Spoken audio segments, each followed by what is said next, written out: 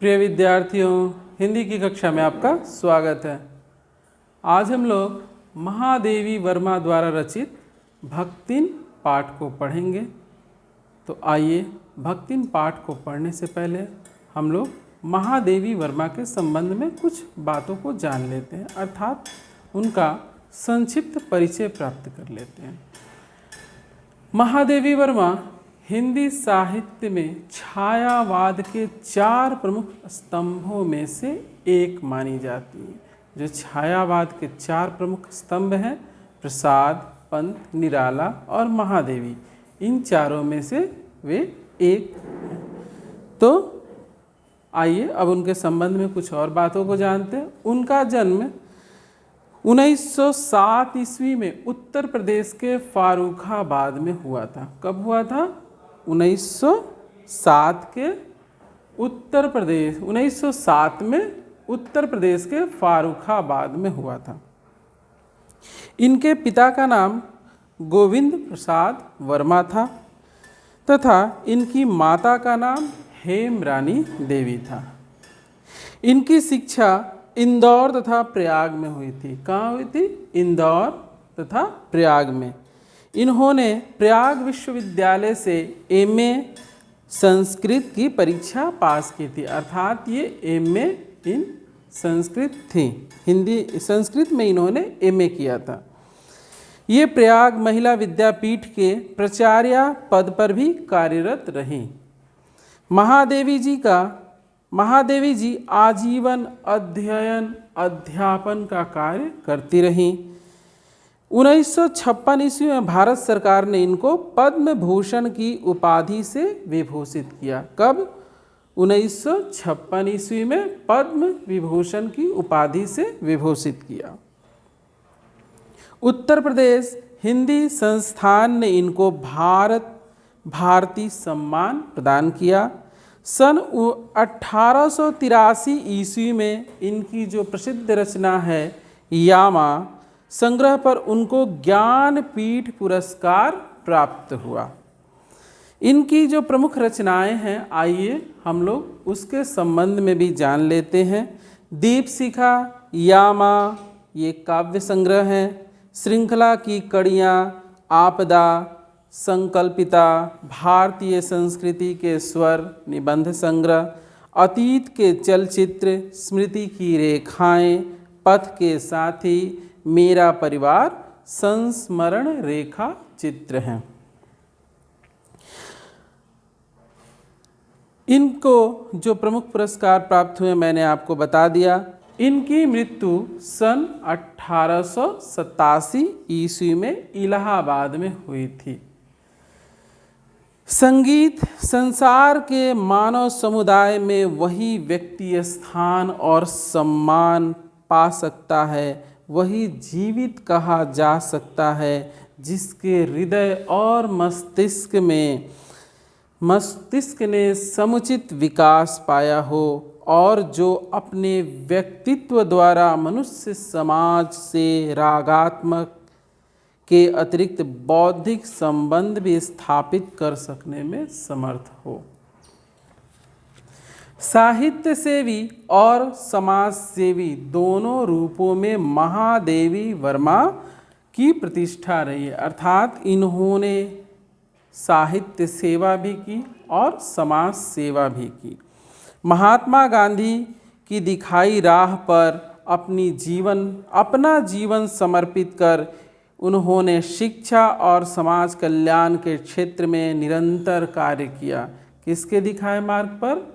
हमारे राष्ट्रपिता महात्मा गांधी के।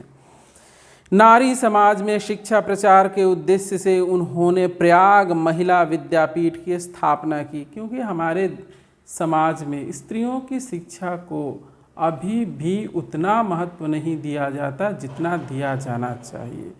तो उस समय की स्थिति तो और भी विभत्स थी, भयानक थी। तो उन्होंने नारी शिक्षा के लिए प्रयाग महिला विद्यापीठ की स्थापना की थी। साहित्य जगत में महादेवी वर्मा को प्रतिष्ठा बहुमुखी प्रतिभा के रचनाकार के रूप में रही है, अर्थात उनकी प्रतिभा प्रतिभा बहुमुखी थी। उन्होंने कई विधाओं में अपनी रचनाएं की। उन्होंने काव्य संग्रह भी लिखे, उन्होंने रेखा चित्र भी लिखे, उन्होंने संस्मरण भी लिखे, उन्होंने निबंध भी लिखे आदि। अगर कविता के क्षेत्र में वे छायावाद के 4 स्तंभों में से एक मानी जाती हैं, तो अपने निबंधों और संस्मरणात्मक रेखा चित्रों के कारण एक अप्रतिम गद्यकार के रूप में उनकी चर्चा होती रही है। कविता और गद्य इन दोनों क्षेत्रों में उनकी प्रतिभा अलग अलग स्वभाव लेकर सक्रिय हुई दिखती है, अर्थात दोनों का ही अलग अलग स्वरूप हमें देखने को मिलता है। कविताओं में वे अपने आंतरिक वेदना और पीड़ा को व्यक्त करती हुई इस लोक से परे किसी और सत्ता की ओर अभिमुख दिखाई पड़ती हैं, तो अपने गद्य में उनका गहरा सामाजिक सरोकार स्थान पाता है। अर्थात एक तरफ हम देखते हैं कि कविता में एक दूसरी ही सत्ता की बात करती हैं, तो उनके जो गद्य हैं उसमें वो सामाजिक समस्याओं को उठाती हैं। उनकी श्रृंखला की कड़ियाँ जो 1942 ईस्वी में प्रकाशित हुई थी, उस समय की अद्वितीय रचना मानी जाती है। जो हिंदी में स्त्री विमर्श की भव्य प्रस्तावना है, उनके संस्मरणात्मक रेखा चित्र अपने आसपास के ऐसे चरित्रों और प्रसंगों को लेकर लिखे गए हैं जिसकी साधारणतया हमारा ध्यान नहीं खींच पाती। लेकिन महादेवी जी ने, जो महादेवी वर्मा की मर्मभेदी दृष्टि और करुणामय दृष्टि थी, उन चरित्रों की साधारणता से असाधारणता, अर्थात जो साधारण तत्व थे उससे असाधारण तत्वों का संधान करती हैं। इस तरह समाज के शोषित पीड़ित तबके को उन्होंने अपनी गद्य रचनाओं में नायकत्व प्रदान किया, अर्थात उन्हें नायक बनाकर स्थान दिया, उन्हें उभारा, उन्हें चित्रित किया।